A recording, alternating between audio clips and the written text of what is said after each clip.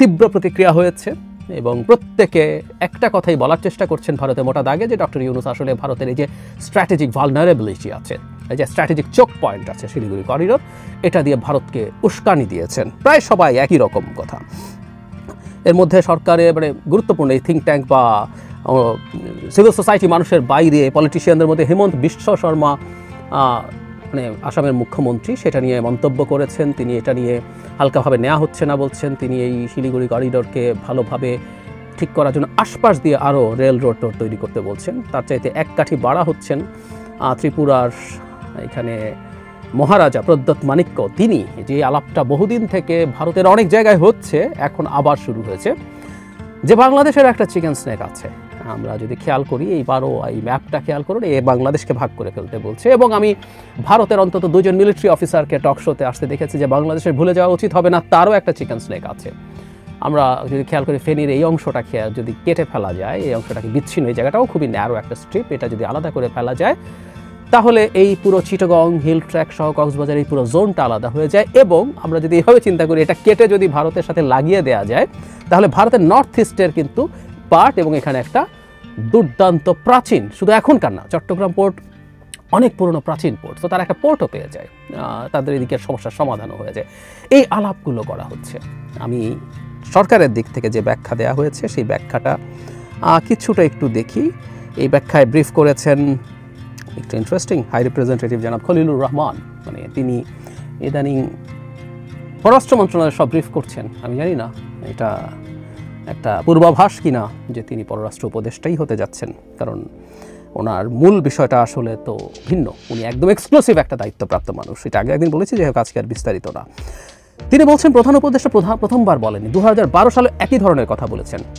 23 সালে জাপানে তৎকালীন প্রধানমন্ত্রী কিশিদা নর্থ ইস্ট ইন্ডিয়া এবং বাংলাদেশকে একটা ভ্যালু চেইনে আবদ্ধ করার কথা বলেছিলেন। এর প্রসঙ্গে সিঙ্গেল ইকোনমিক জোনের কথা বলেছেন, যে একটা বিগ বে ইনিশিয়েটিভ। আমি বিগ বে ইনিশিয়েটিভ নিয়ে ভিডিও করেছিলাম, যারা আমাকে রেগুলারলি দেখেন তারা জানেন। হ্যাঁ, আমরা এই জায়গাটা একটু যদি বলে নেই, সেটা হচ্ছে এখানে একটা গুরুত্বপূর্ণ জিওপলিটিক্যাল ইস্যু আছে। ইস্যুটা হচ্ছে এরকম যে চায়না বাংলাদেশের প্রথম ডিপ সি পোর্টটা করতে চেয়েছিল এবং দীর্ঘদিন সার্ভে করে দেখা গিয়েছিল সোনাদিয়াতে এই ডিপ সি পোর্টটা সবচেয়ে ভালো হতে পারে। কিন্তু না, শেখ হাসিনা যখন গেলেন, ভারতের এটা একটা রেড লাইন ছিল, ভারত এখানে ডিপ সিতে ভারত চায়নার কোনো প্রেজেন্স মেনে নেবে না বলে তারা ভারত শেখ হাসিনা স্পষ্টভাবে জানিয়ে দেন এবং শেখ হাসিনা ওই রেড লাইন ক্রস করেননি। ফলে সোনাদিয়ায় ডিপ সি পোর্ট হয় নাই, সোনাদিয়া অন্য কারো সাহায্য আর হয়নি। পরে মাতার বাড়িতে ডিপ সি পোর্ট হচ্ছে, যেটা ভারত জাপানকে নিয়ে এসছে। কারণ ভারতের তো বলেছি একটা সে সুপার পাওয়ার হতে চায়, কিন্তু এত নিচু স্তরের মানসিকতা এবং এত আমরা কথ্য ভাষায় বলি না ফকিন্নি মেন্টালিটি নিয়ে হওয়া সম্ভব না। তার ছোটো মন, ফকিন্নি বলতে ছোটো মনের কথা বলছি। সে জাপানকে নিয়ে এসছে, জাপান এখানে ফাইন্যান্স করছে এবং এই অঞ্চলকে কেন্দ্র করে একটা বিগ বি ইনিশিয়েটিভ নেওয়া হয়েছে, যেখানে ভারতের 7 সিস্টার্স ইনভলভ হবে ইত্যাদি ইত্যাদি। সো সেটার প্রতি একটু ইন্ডিকেট করা হয়েছে। এবং এছাড়া আরেকটা জিনিস তারা বলছেন, সেটা হলো আসলে কানেক্টিভিটির প্রশ্ন। এটা আমরা অফার করছি, এটা কেউ নিলে নিবে, না নিলে নাই। আসলে কথাটা তো ট্রু, কিন্তু প্রফেসর ইউনুস যেভাবে বলেছেন এর মধ্যে ব্যাপারটা এইরকম না। উনি চায়নাকে ডাকছেন যে 7 সিস্টার্স ল্যান্ডলকড, মানে কেন ডুয়াল মিনিংগুলো তৈরি হচ্ছে। তুমি আসো, ব্যবসা করো, এখানে প্রডিউস করো, বানাও, এখানে মার্কেট করো, এখান থেকে নিয়ে যাও, এগুলো চায়নাকে বলছেন। মানে চায়না এখানে আসলো, এসে পণ্য তৈরি করলো, সেই অ্যাক্সেস ভারতের 7 সিস্টার্সে ভারত দেবে কি না সেটা ভারতের প্রশ্ন, ভারতের ব্যাপার। বা 7 সিস্টার্সে কিছু চায়না তৈরি করতে চাইলে সেটা এখান দিয়ে অ্যাক্সেস হবে কি না, এগুলো ভারতের চয়েসের ব্যাপার। কিন্তু প্রধান উপদেষ্টা এটা ওই দিকে নিয়ে গেছেন। এখন এবার আমি যদি আমার টেকের কথা বলি, প্রথমে আমার কাছে খুবই মিটিকুলাসলি প্ল্যান্ড স্টেটমেন্ট মনে হয়।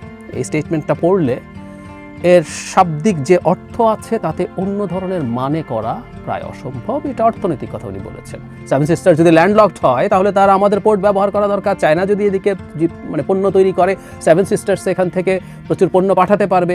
একই কথা তো জাপানকেও বলা হয়েছিল, জাপান একই কাজ করবে বলেছিল। এখন চায়নাকেও বাংলাদেশ আহ্বান জানাচ্ছে, বাংলাদেশ তো আরও বহুজনকে আহ্বান জানাতে পারে। ইনফ্যাক্ট মিস্টার খলিলুর রহমান একই কথা বলছেন, আমরা একজনের সাথে করা মানে আরেকজনের সাথে কিছু করতে পারবো না, নট নেসেসারিলি। অর্থনৈতিক সম্পর্কে এভাবে কাজ করে না, সেটা চায়নাকেও বলা হয়েছে। অ্যাপারেন্টলি ব্যাপারটা দেখতে এরকম দেখা যায়, কিন্তু আমি মনে করি মধ্যে হিডেন কিছু কথা আছে। 7 সিস্টার্স নিয়ে প্রধান উপদেষ্টা কিন্তু এবার শুধু কথা বলছেন না। আমরা কনটেক্সচুয়ালি যদি দেখি, উনি 7 সিস্টার্স নিয়ে 12 সাল না, উনি আরও আগেও বারবার ইনফ্যাক্ট 7 সিস্টার্স নিয়ে কথা বলেছেন যে ল্যান্ডলকড এবং তারা আমাদের সাথে কোলাবোরেট করেই আসলে তাদের অর্থনৈতিক উন্নতি এগিয়ে নিতে হবে। এবং শুধু সেটা না, আমি আরেকটা জিনিস একটু স্মরণ করিয়ে দিই, একটু পেছনে যাব। প্রধান উপদেষ্টা ডক্টর ইউনূস তখন প্রধান উপদেষ্টা হিসেবে ঘোষিত হয়েছেন, কিন্তু শপথ নেয়নি। তিনি প্যারিসে ছিলেন। প্যারিসে ভারতের বেশ কয়েকটা মিডিয়া তার সাথে ইন্টারভিউ নেয় এবং একটা জায়গায় একটা মিডিয়াকে উনি প্রকাশ্যে বলে ফেলেছিলেন, বাংলাদেশ যদি অস্থির হয়ে ওঠে, বাংলাদেশ যদি ডিস্টেবিলাইজ থাকে, বাংলাদেশ যদি ডিস্টেবিলাইজ করতে চায়, এখানে যদি আনরেস্ট কেউ তৈরি করতে চায়, সেটা স্পিল ওভার সেভেন সিস্টার্সে যাবে। উনি সরাসরি এই কথা বলেছিলেন। সুতরাং সেভেন সিস্টার্সের ভালনারেবিলিটি নিয়ে হালকা হলেও কিছু ইঙ্গিত ডক্টর ইউনূস দিচ্ছেন মনে হতে পারে। আর উনি ওশেনের অনলি গার্ডিয়ান বলছেন, এটা উনি না জেনে বলেছেন তা না, কিন্তু মানে বাংলাদেশ তার এই জায়গায় ব্যাপারটা এরকমভাবে দেখতে চায়। সো এটাও ডিবেট ট্রিগার করেছে যে এই অঞ্চলের ব্যাপারটাকে, মানে আবারও বলছি যে তারা যেভাবে ইন্টারপ্রিট করতে চেয়েছে সেটা হতে পারে। আমার কাছে যেটা মনে হয়, ইকোনমিক ব্যাপার তো আছেই, কিন্তু এর মধ্যে প্রধান উপদেষ্টা যেটা হয়তো চেষ্টা করছেন, আমার কাছে মনে হয় সাম্প্রতিক সময় তিনি ভারতের কাছে প্রচুর ডিনাইড হয়েছেন, মানে তৃতীয়বার ডিনাইড হয়েছেন। যদিও আমি দেখলাম যে মিস্টার খলিলুর রহমানরা বলছেন যে এখনও সম্ভাবনা আছে দুই নেতার সাইডলাইন বৈঠকের, কিন্তু ভারতের পত্রপত্রিকা অলরেডি বলে দিয়েছে যে সাইডলাইনে কোনো বৈঠক হচ্ছে না। বিমস্টেকের কথা বলছি। তো ইউএনজিএতে হয় নাই, বাংলাদেশ বাইল্যাটারাল সফরে যেতে চেয়েছে ভারতে আমাদের প্রধান উপদেষ্টা, তারা ডিনাই করেছে, এরপর বিমস্টেক ডিক্লাইন করেছে।